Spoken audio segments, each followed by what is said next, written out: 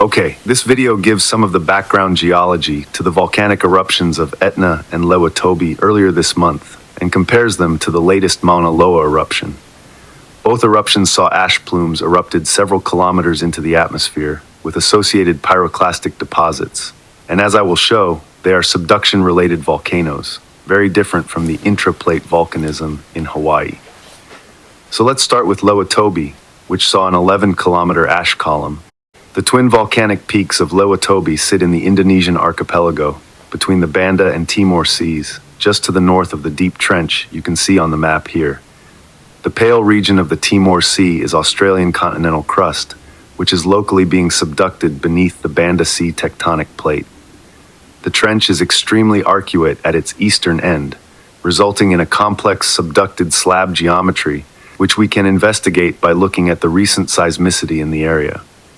This is the USGS record for significant seismicity in the last month, and I have color-coded the subduction-related earthquakes for depth here. You can see that heading northwards from Timor, you get a gradual increase in depth from very shallow seismicity near the trench to a peak at around 100 to 160 kilometers depth around the Sunda archipelago. Here is the subduction front, running round from the Timor Sea round to the Banda Arc, and these colored contours approximately mark the depth of the subducting slab surface. You can see that the Sunda Islands, where Lowatobi is located, run between the 125 to 150 kilometers contours, and in fact this is a volcanic island arc system.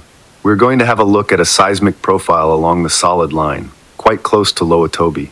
So this shows the relative shear wave velocity along that line compared to global average values.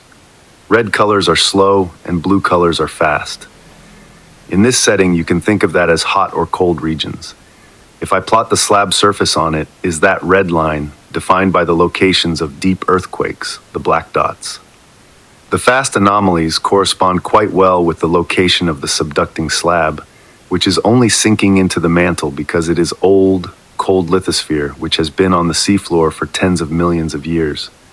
The trench is here, at the black triangle, and this arrow is the volcanic front, about 140 kilometers or so above the slab. So let's look at what is going on in the subducting slab and where the magma is coming from. This is my cartoon of a slab subducting into the mantle.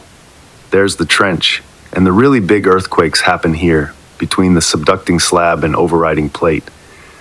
That is because there is a massive area of contact between the two plates, combined with large driving forces, so very large amounts of elastic strain can build up.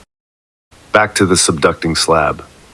The oceanic lithosphere is cool as it has been losing heat to the ocean for around 100 million years.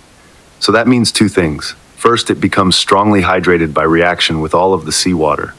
The normal minerals in basalt form their hydrated equivalents of clays, mica, amphibole, and epidote, and the underlying peridotite is replaced by chlorite and serpentine minerals. Second, it is dense and sinks into the mantle. It takes a long time for heat to diffuse into the subducting slab, so the isotherms are dragged down with the slab, like this. But it does gradually heat up, and at some point all those hydrous minerals become unstable and start to dehydrate, releasing their water into the surrounding mantle. This typically happens when the slab reaches about 100 to 150 kilometers depth, where we start to see volcanoes. The water migrates into the mantle wedge above the slab, carrying other volatiles with it, with the net effect that the melting temperature of the mantle peridotite is substantially reduced from the dry solidus to the wet solidus temperature. So that's why we get volcanism behind subduction zones. If we look at the tectonic setting of Etna, we see again that it is sitting above a subduction zone where the African continental crust is now being dragged down by the Paleothis slab, as you can see in this seismic tomography profile. The slab surface is marked in black, and the position of Etna is projected onto the profile at the arrow, very consistent with the slab dehydration model. So Etna and Lowatobi are produced by the same slab dehydration processes, producing magmas on the calc-alkaline series, typified by andesitic compositions. These have relatively high viscosities, resulting in mixed explosive and effusive eruptions. The resulting stratovolcanoes tend to be steep-sided and built up of layers of lava flows and ashes.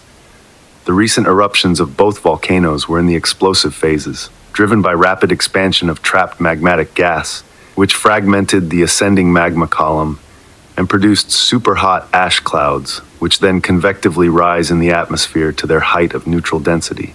If we compare that to the eruption of Mauna Loa, where basaltic magma is erupting in a fire fountain.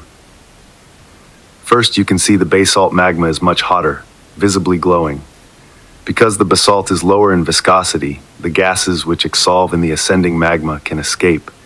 The impressive fire fountains are produced by rising gas bubbles jetting out of the molten magma. But because they aren't intimately mixed with the magma, it is free to fall back to Earth relatively quickly.